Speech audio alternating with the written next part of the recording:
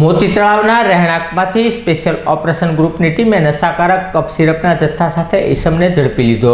Special operation ગ્રુપની ટીમને બાતમી મળી હતી કે મોતી તળાવ વિસ્તારમાં આવેલ શેરી નંબર 7માં રહેતા અકરમભાઈ ઇલિયાસભાઈ વડદરિયા નશાકારક કફ સિરપનો જથ્થો તેના રહેણાંકમાં રાખ્યો છે। જે બાતમીના આધારે સ્પેશિયલ ઓપરેશન ગ્રુપની ટીમે રેડ કરતા ₹12,600નો કફ સિરપનો જથ્થો મળી આવતા અકરમભાઈ વડદરિયાની અટકાયત કરી પૂછપરછ કરતા આ કેસમાં સરફરાજભાઈ રુસ્તમભાઈ કુરેશીનું નામ ખુલતા બંને ઈસમો વિરુદ્ધ પોલીસે ગુનો નોંધી જરૂરી કાર્યવાહી હાથ ધરી હતી।